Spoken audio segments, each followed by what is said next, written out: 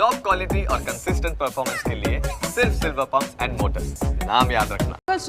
વસરામભાઈ, હવે રાજકોટમાં આ પ્રકારની પરિસ્થિતિ આપણે અગાઉ પણ જોઈ કે જ્યાં ટીઆરપી ગેમ ઝોનમાં અગ્નિકાંડ સર્જાયો હતો અને વધુ એક હવે આ ઘટના એવી સામે આવી છે કે આવનારા સમયમાં અહીંયા પણ આ પ્રકારની દુર્ઘટના સર્જાઈ શકે છે।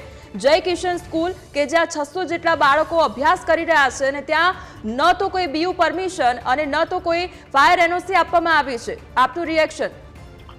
એમાં ફાયર એનઓસી બેન ક્યાંથી આપવામાં આવે? સૂચિત સોસાયટીનો પ્લોટ હોય એમાં સ્કૂલ બને નહીં, એક જી એ પ્લાન વગર બનાવી હોય, બે જો પ્લાન આપ્યો હોય અને પ્લાન મુજબ બની હોય તો એ સૂચિત સોસાયટી ન હોય, ત્રણ અને જો સૂચિત સોસાયટી છે તો બીયુપી સર્ટિફિકેટ આપવાનો સવાલ નથી આવતો કે એનઓસી આપવાનો ફાયરનો સવાલ નથી આવતો કે પછી ટાઉન પ્લાનિંગ એને કમ્પ્લીશન આપવાનો સવાલ નથી આવતો। આ એક વસ્તુ ત્યાં અત્યાર સુધીમાં છે નહીં, જી બરાબર। હમણાં મારી સાથે જીઓ ફર્સ્ટમાં મેયરશ્રી જોડાયેલા, મેં એક જ શબ્દ કહ્યો કે માન્ય મેયર આપ એટલું પૂછો મેયરશ્રીને કે સૂચના આપી કયા અધિકારીને આપી? હું 2 કલાકથી બધા અધિકારીઓની જોડે હું ત્યાં બેઠો હતો, બધા ટાઉન પ્લાનિંગ ઓફિસરો, એટીપી એ બધાની સાથે કમિશનર, ડેપ્યુટી કમિશનર સાથે બેઠો હતો 1.5 કલાકથી।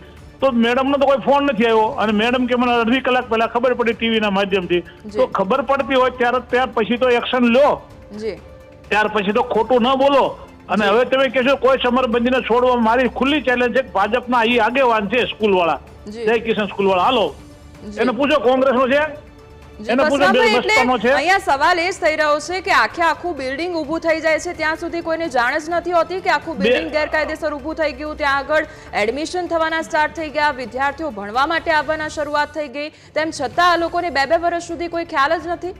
અરે બધાને ખ્યાલ છે મેડમ, બેનજી સોરી, બધાને ખ્યાલ છે, પણ ભાજપના શાસકો નકરો ભ્રષ્ટાચાર કરો, એને પૈસા મળી જાય એટલે તમે ગમે બનાવી નાખો। આ ટીઆરપી ગેમ ઝોનમાં એમ લીધું, હવે અધિકારી 2-3 અંદર જેલમાં 5 છે, હવે કોઈ અધિકારીને બચાવવા નહીં જાય। હું અધિકારીનો અત્યારે એ સમજાવતો હતો, ડેપ્યુટી કમિશનર મિસ્ટર નંદાણીને એ સમજાવતો હતો કે આ કોઈ ભાજપ વાળા હોય કે કોંગ્રેસ વાળા તમારી આડે નહીં આવે, તમે ખોટું ગેરકાયદેસર નહીં કરો।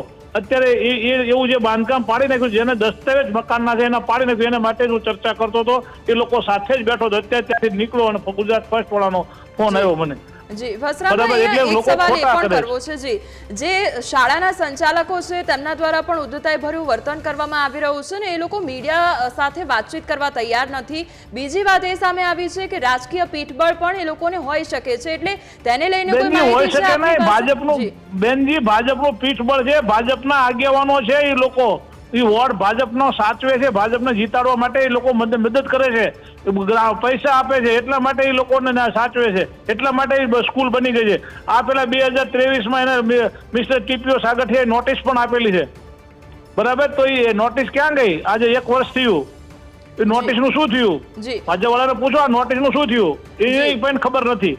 જી વસરામભાઈ, એટલે ભ્રષ્ટાચાર પૈસા લેવા સિવાય કઈ કરતા નથી રાજકોટ ભાજપના બધા। જી વસરામભાઈ, એટલે બીજેપીના નેતાને પણ અમે જોડીશું અને એમને પણ સવાલ કરીશું, જોડે મારી સામે વાત કરાવો બેન, તમે મેયરને લગાડો ફોન, સ્ટેન્ડિંગ ચેરમેન લગાડો, મને મારી સાથે વાત કરાવો। જી એમને લગાવવાનો પ્રયત્ન અમે કરી જ રહ્યા છે, જેવા લાઈન પર આવશે એટલે એમને પણ આપણે સવાલો કરીશું, પરંતુ બીજેપી નેતાની આપ વાત કરી રહ્યા છો અને તેમને પીઠબળ પૂરું પાડવામાં આવતું હોય તે પ્રકારની આપ વાત કરી રહ્યા છો, એટલે શું અહીંયા એ પ્રકારની પરિસ્થિતિ છે કે તેરી ભી ચૂપ મેરી ભી ચૂપ અને અહીંયા જીવ પછી બાળકોનો જતો રહે?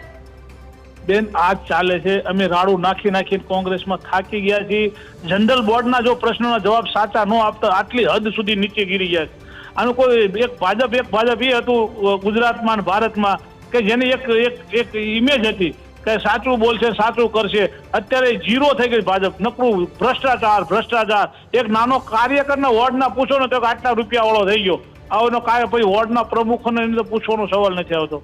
જી ચારે તરફ બધી વસ્તુમાં હમણાં તમે કહો ગાયુના ઓલા વસરામભાઈ, આપે જે પ્રમાણે બીજેપી જે કામગીરી કરી રહ્યું છે ને નથી કામગીરી કરવામાં આવી રહી એના વિશે આપે વાત કરી, પરંતુ એક વિપક્ષ નેતા તરીકે આપને પણ એક સવાલ કરવો છે કે આ બધી જ બાબતો આપના ધ્યાને આવેલી હતી અને સ્વાભાવિકપણે આપના ધ્યાનમાં આવી હશે એટલે આપના પક્ષમાં પણ આપે ચર્ચા કરી હશે, ત્યાંના જે સ્થાનિક લેવલના જે લોકો હશે તેમની સાથે પણ વાતચીત કરી હશે, એટલે આપના ધ્યાને આવ્યા બાદ આપે શું કર્યું એ સવાલ કરવો છે મારે। દરેક વસ્તુના અમે અઠવાડિયામાં આપની ચેનલના લોકો પણ હોય છે, અઠવાડિયામાં 2 થી 3 આવેદન પત્રો અમે આ લોકોના ભ્રષ્ટાચાર અહીંયા કરે છે આપીએ છીએ ને આપ ઉજાગર પણ કરો છો બધી ચેનલો વાળા, બધાને ધન્યવાદ.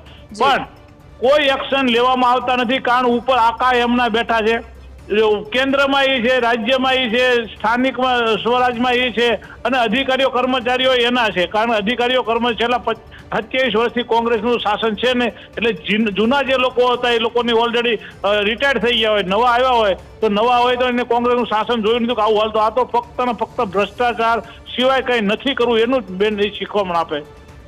જી વસરામભાઈ, ન કરે નારાયણ અને ભવિષ્યમાં કોઈ પણ પ્રકારની દુર્ઘટના સર્જાય અને બાળકોનો જીવ જાય તો આના માટે જવાબદાર કોણ? કારણ કે તમે એ શાળાની પરિસ્થિતિ જુઓ, એટલે તમે શાળાની પરિસ્થિતિ જુઓ તો એક તો ગેરકાયદેસર બિલ્ડિંગ, આ સિવાય જો આસપાસનો વિસ્તાર જુઓ તો ક્યાંય એવી રસ્તામાં નીકળવા માટેની ક્યાંય એવી જગ્યા નથી કે જ્યાંથી જે ફાયર બ્રિગેડની ગાડી હોય તે નીકળી શકે, કે એમ્બ્યુલન્સ નીકળી શકે, કોઈ મદદ મળી શકે, એ પ્રકારની કોઈ વ્યવસ્થા જ નથી જોવા મળી રહી. કારણ કે એટલો પહોળો રસ્તો જ નથી આજુબાજુ, તો બાળકનો જીવ જતો રહે આમાં, તો એના માટે જવાબદાર કોણ?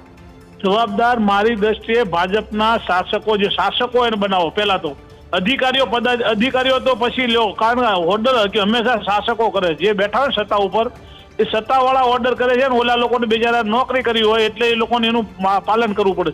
અત્યારે જે હું એક મેટરમાં હતો, એક બિલ્ડર 2 બિલ્ડરને ખટાવવા માટે જેનો દસ્તાવેજ એવા મકાનો પાડી નાખ્યા, 8 મકાનો. બોલો, હું એના માટે જતો ને ત્યારે બધા અધિકારીઓ મારી સામે જ હતા. અત્યારે બપોરે 2 કલાકથી બેઠા છે, 12 થી 2 સુધી.